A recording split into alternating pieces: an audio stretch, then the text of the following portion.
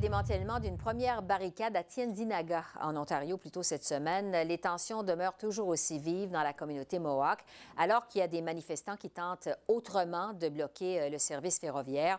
Pour les partis d'opposition aux communes, c'est une preuve de plus que l'approche du gouvernement Trudeau est vouée à l'échec. Alors, Marc-André, il faut dire que la situation a dégénéré en Ontario, là.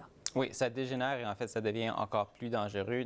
Les affrontements se multiplient le long des rails du Canadien national en marge de la communauté Mohawk de Tyendinaga, où la police provinciale et les manifestants Mohawk s'affrontent. D'un côté des rails, la police, de l'autre, les manifestants. Et ces derniers ont allumé des feux, ils ont jeté la broussaille sur les rails au moment même où un train CN s'approchait de leur camp. Ils ont aussi lancé des pierres en direction du train juste avant de se dégager de la voie.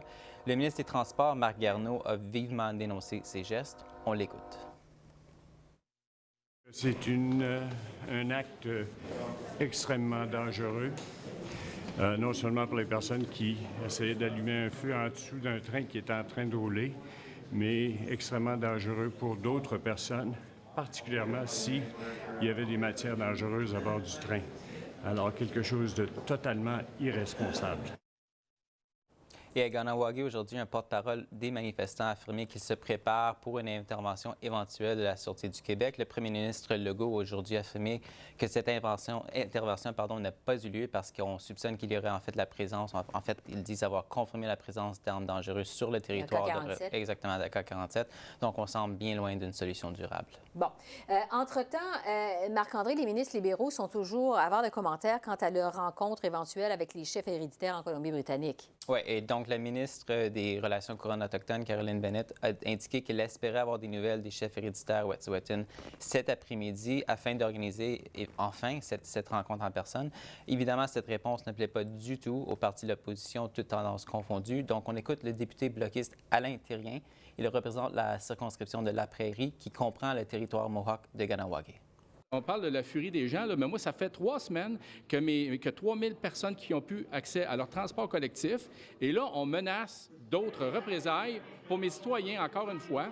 Puis nous, on n'est pas capable de rien faire. Moi, je ne peux pas rien faire. Je regarde ça et j'attends que le gouvernement fédéral réussisse à finalement comprendre que c'est sur ses épaules qu'on a les responsabilités de régler la crise définitivement. Et on s'en doutait, cet enjeu a figuré encore une fois au premier plan à la période des questions où le premier ministre a défendu la gestion de ces crises par son gouvernement. Écoutons d'abord le lieutenant politique pour le Québec, pour le Parti conservateur, Alain Reyes.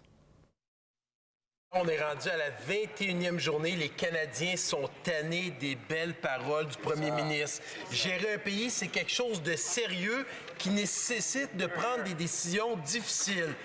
Combien de temps on va devoir attendre avant que ce premier ministre fasse preuve de responsabilité, d'un minimum de leadership? Le très honorable premier ministre.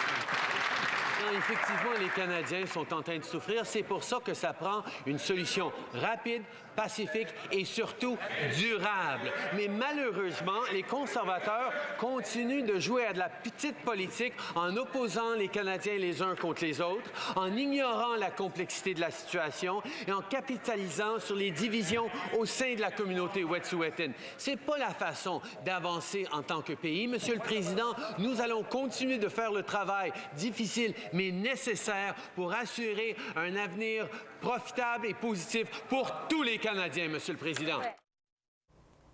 Et Esther Mark-Miller, le ministre des Services aux Autochtones, a rappelé aujourd'hui qu'il est prêt à rencontrer les chefs héréditaires de la nation Wet'suwet'en en Colombie-Britannique avec la ministre Bennett à tout moment, mais ils attendent toujours leur invitation. Ça fait le point sur la situation pour ce jour 21 des blocus. Merci beaucoup, Marc-André. Je vous en prie.